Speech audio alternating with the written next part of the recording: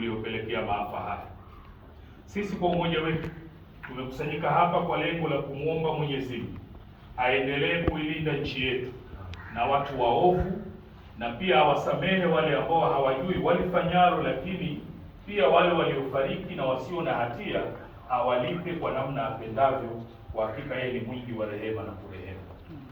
Sisi kwa umoja wetu pia hatuoni kuwa ni busara wala hatuoni kuwa ni afya kwa umoja wetu na mshikamano wetu katika nchi sisi kuitwa wajinga kwa sababu tu tulikuwa tukihimiza amani.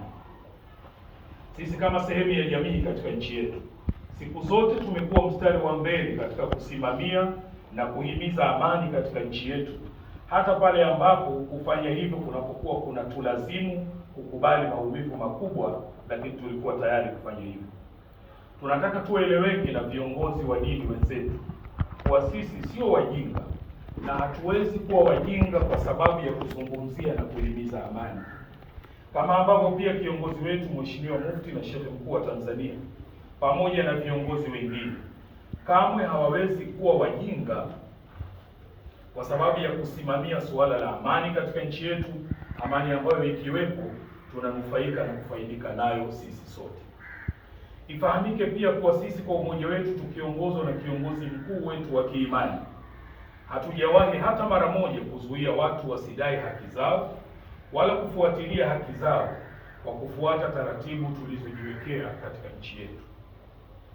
Sisi kwa umoja wetu tunaamini kuwa ndani ya nchi yetu kuna haki mbalimbali ambazo zinadaiwa kutoka kwa makundi mbalimbali na wakati mwingine kutoka kwa mtu mmoja mmoja, na kwa hivyo tunawaasa wale wote wanaojiona kuwa wanazo haki wanadai kutoka serikalini au kokote kule ndani ya nchi yetu, hata mara moja kudai haki hizo isiwe sababu ya kufanya vitendo vya kihalifu na kudhuru wengine.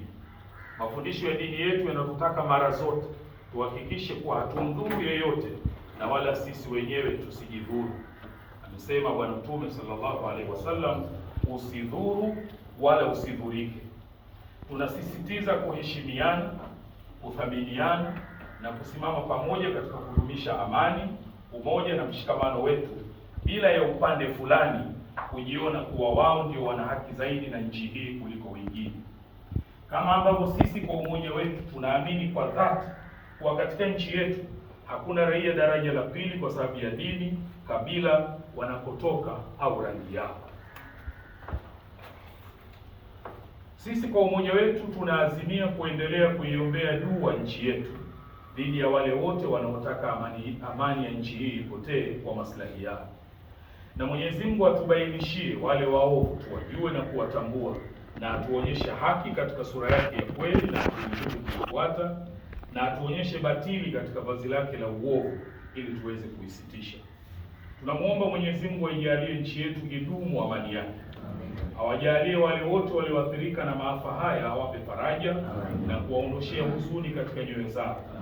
Ajalie wale waliopoteza maisha, awape malipo yanayowastahiki huko waliko, na wale waliopata majeraha awaponye majeraha yao kwa haraka, na waliopoteza mali zao Mwenyezi Mungu awape badali.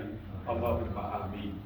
Tunatoa wito kwa Waislamu na Watanzania wote katika kudumisha amani, mshikamano na umoja wetu wa kitaifa, kwani kwa kufanya hivi kuna maslahi kwetu sote.